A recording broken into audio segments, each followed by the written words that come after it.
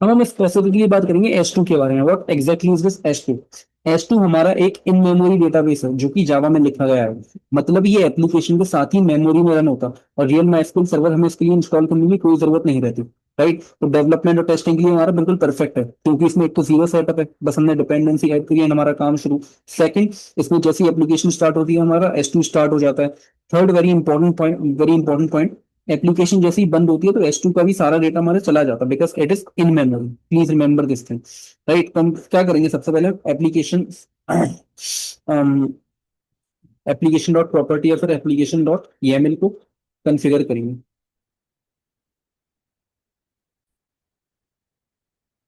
ये हमारा YAML में है, इसको मैं प्रॉपर्टीज बना दे रहा। It's just another way of doing the same thing. It's like जैसे हमारी इन्वायरमेंट env फाइल रहती है नोड जेएस, यू नो। तो हम यहाँ पर क्या करेंगे बेसिकली,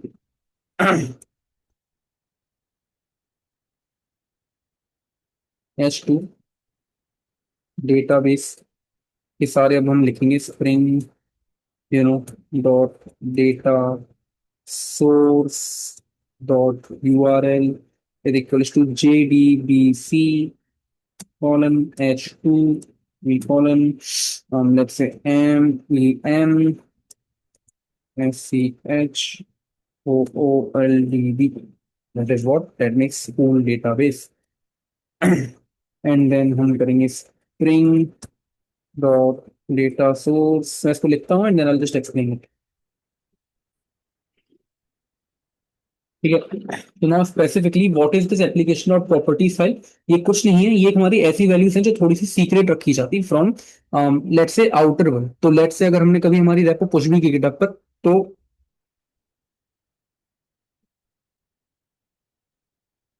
अगर उसमें हमारे इंपॉर्टेंट डिटेल्स लिखी हुई, जैसे फॉर एग्जांपल AWS के क्रेडेंशियल्स हो गए या फिर हमारे कोई सीक्रेट एपीआई हो गई, तो हम कभी इसको पुश नहीं करेंगे गिटहब पर, नॉर्मली हम कर सकते। बट अगर इसमें कोई इंपॉर्टेंट डिटेल लिखी जो कि हमने सीक्रेट रखने की कोशिश की थोड़ी, तो then this could also act like env file. तो अगर मैं यहाँ पर अब स्पेसिफिकली लाइन बाय लाइन मतलब समझाऊं, तो यहाँ पर क्या है, ये string dot data source dot URL.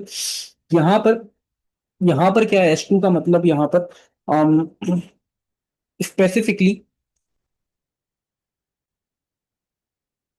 मैं इसको कैसे समझाऊं, just trying to think because, ठीक है नॉर्मली बता दे रहा। S2 इज लाइक हमारा, S2 का driver, right, mem is like in memory and school database is like name of database. ठीक है, देन स्पेसिफिकली यहाँ पर ये S2 की ड्राइवर क्लास है। Right, driver class name is equals to, ये हमारा क्या लिखा हुआ है, org.s2.driver। स्पेसिफिकली यहाँ पर S2 का GDSC ड्राइवर क्लास है।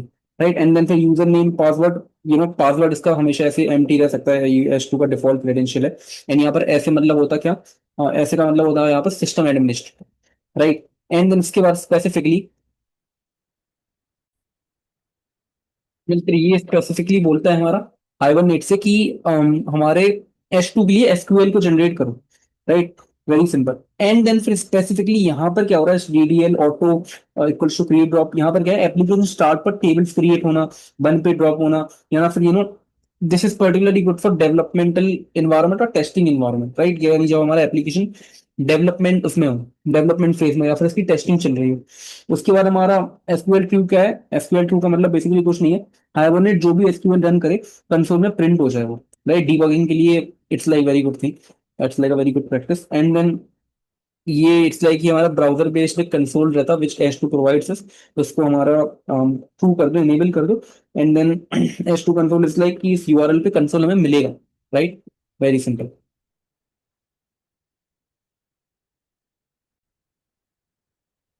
स्पेसिफिकली DDL ऑटो है ना, इसके हमारे अलग अलग ऑप्शंस अवेलेबल रहते हैं। हमने क्रिएट ड्रॉप कर दिया, लेकिन इसके अलग अलग ऑप्शंस रहते हैं। ये कंट्रोल करता है कि हाइबरनेट टेबल्स के साथ क्या करेगा। राइट, तो लेट्स से अभी हमने क्रिएट ड्रॉप किया, तो स्टार्ट पे क्रिएट हो जाएगा हमारा एंड बंद पे हमारी ड्रॉप हो जाएगा। राइट, जितनी भी टेबल्स एंड ऑल है, जब हम इसको क्रिएट करें, हमने सिर्फ ड्रॉप को हटा के सिर्फ क्रिएट रहने दिया, तो हर बार स्टार्ट पे टेबल्स क्रिएट हो जाएंगे, डेटा हमारा डिलीट नहीं होगा। राइट, इसको हम अपडेट भी कर सकते हैं, यहाँ पे लिख दे रहा हूँ मैं, it could be create, it could be update. Right, and then existing tables में update is like existing tables में चेंजेस अप्लाई कर देंगे कभी कभी, जैसे अगर इनकन्सिस्टेंसी आए, एंड एक्चुअली अगर हमने इसको ज्यादा यूज किया तो मे बी इनकन्सिस्टेंसी आ भी सकती है।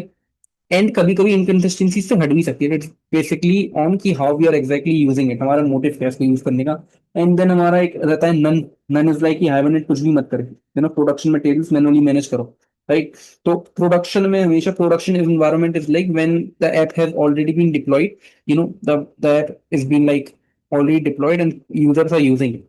तो प्रोडक्शन मतलब वो रहता है। तो प्रोडक्शन का एक सिंपल सा रूल रहता है कि प्रोडक्शन में डीडी और ऑटो नन या वैलिडेट यूज करो, राइट। वैलिडेट भी एक ऑप्शन रहता है। वैलिडेट एज लाइक कि सिर्फ वैलिडेट करे कि एंटिटी और टेबल मैच करते हैं प्रोडक्शन में, this is like what we should usually select हमारे डीडीएल ऑटो।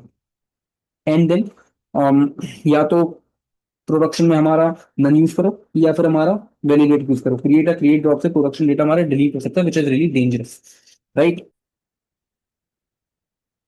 राइट, हम स्पेसिफिकली अब करेंगे क्या, हम सिंपली हमारे local host S two console पर जाएंगे, राइट, जो हमने वहां पर हमारे एप्लीकेशन डॉट प्रॉपर्टीज पे लिखा था। एंड देन हमें ये इंटरफेस मिल जाएगा। हम यहाँ पर स्पेसिफिकली क्या डालेंगे, हम ये डाल देंगे जो हमने एप्लीकेशन डॉट प्रॉपर्टीज में डाला था, राइट। If you remembering,